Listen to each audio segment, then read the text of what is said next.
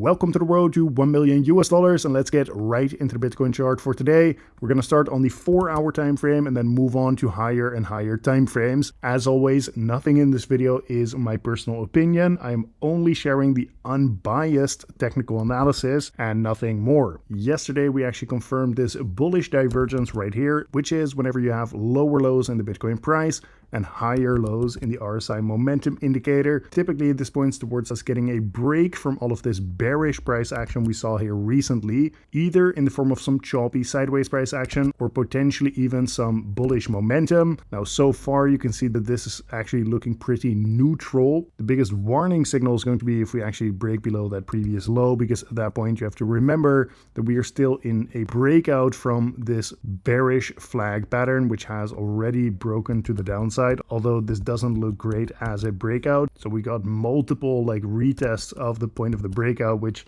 is pretty strange from one of these bearish breakouts. But I want to be a bit more patient until we either see a break back inside the pattern, which currently once again is sitting at about 88.9k, right? If we get candle closes back inside, that would invalidate the breakout. Or if we then start breaking down below 88.6k, this would actually be a huge warning signal.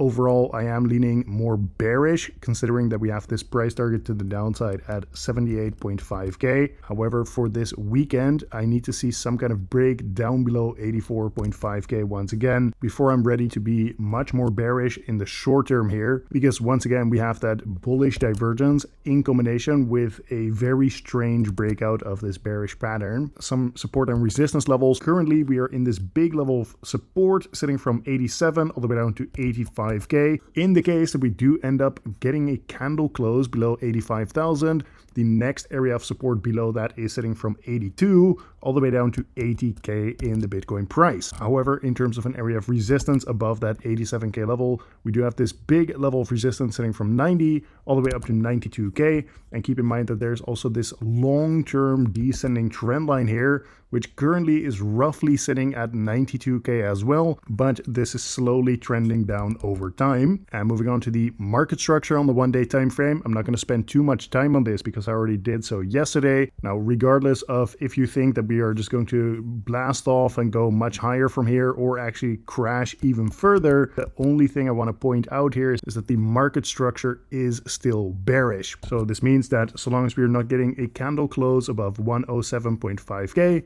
the market structure will still be bearish, meaning that it makes more sense to be bearish biased. And even if we get some kind of bump to the upside, to expect that to actually roll over until we get candle closes above that 107.5k. Now, on the 12-hour time frame, you can see that we got another bounce from this 0.786 Fibonacci level sitting at 85.6k, roughly speaking. However, still rejecting from this ascending line of resistance right here.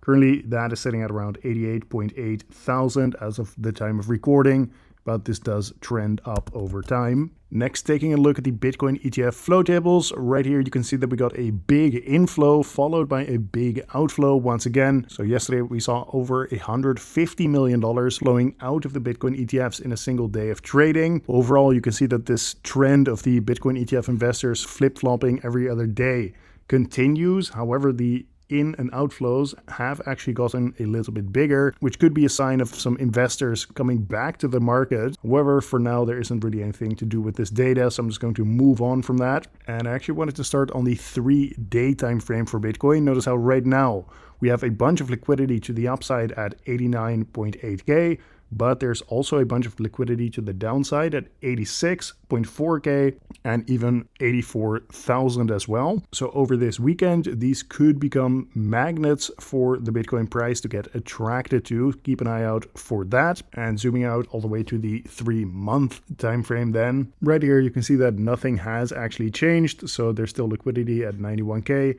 and even liquidity down at 83k as well. So once again, keep an eye on that 4-hour time frame.